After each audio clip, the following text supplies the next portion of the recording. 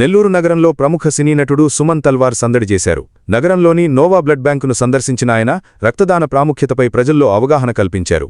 ప్రస్తుతం వేసవి తీవ్రత దృష్ట్యా రాష్ట్ర వ్యాప్తంగా రక్త నిల్వల కొరత అధికంగా ఉందని, ఇటువంటి క్లిష్ట సమయంలో యువత మరియు ఆరోగ్యవంతులైన ప్రతి ఒక్కరూ స్వచ్ఛందంగా ముందుకు వచ్చి రక్తదానం చేయాలని ఆయన పిలుపునిచ్చారు. తద్వారా ఆపదలో ఉన్న ప్రాణాలను కాపాడవచ్చని ఆయన ఆకాంక్షించారు.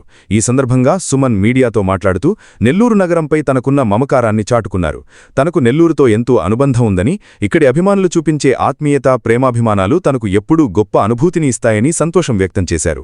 అనంతరం తన తదుపరి చిత్రాలకు సంబంధించిన విశేషాలను కూడా ఆయన అభిమానులతో పంచుకున్నారు. ఈ కార్యక్రమంలో నోవా బ్లడ్ బ్యాంక్ ప్రతినిధులు మోపూరు భాస్కర్ నాయుడు, సుధీర్, అనిల్, కిషోర్, విజయ్ మరియు పెద్ద సంఖ్యలో అభిమానులు పాల్గొన్నారు. నేను సినిమా ఇండస్ట్రీకి వచ్చి ఇప్పుడు 48 సంవత్సరాలు అయిపోతుంది.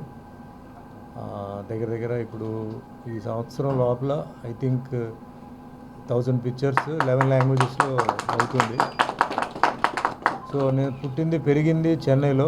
మా తల్లిదండ్రులు వచ్చి యాక్చువల్గా మ్యాంగ్లూరు, బట్ వాళ్ళు చెన్నై ఉద్యోగం కోసం వచ్చి, మా అమ్మ పేరు కేసరి చందర్, ఎత్రాజ్ కాలేజ్ చెప్పి చెన్నైలో పెద్ద కాలేజ్, దానికి ప్రిన్సిపల్, నాన్నగారు లాయరు, ఇండియన్ ఆయిల్ కార్పొరేషన్లో లీగల్ అడ్వైజరు. నేను పుట్టింది పెరిగింది అక్కడ. సినిమా ఫీల్డ్కి సంబంధం లేదు, సినిమా ఇన్స్టిట్యూట్కి వెళ్ళలేదు.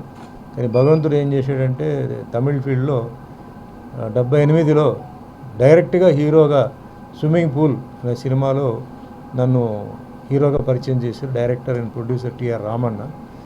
ఒక మామూలు కారు మెకానిక్ నన్ను తీసుకెళ్ళి సినిమా ఇండస్ట్రీలో జాయిన్ చేశాడు. నా కథ చాలా విచిత్రంగా ఉంటుంది. అందరికీ పెద్ద పెద్ద రికమెండేషన్స్ వస్తుంటాయి.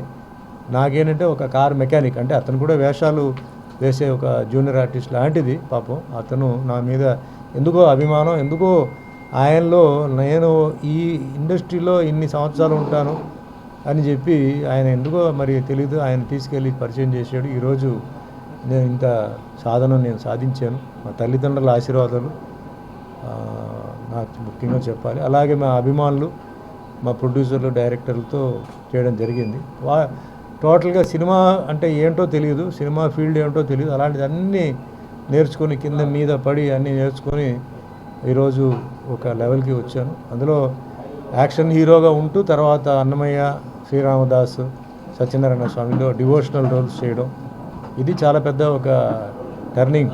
అంటే అందరి హీరోలకి ఈ అవకాశం దొరకదు. దొరికినా సినిమాలు ఆడాలి, వేషం వేయవచ్చు, కానీ సినిమాలు ఆడాలంటే ప్రజల మనసులో అది పోయి అతుక్కోవాలి. అది అదృష్టం నాకు వెంకటేశ్వర స్వామి నాకు ఇచ్చారు.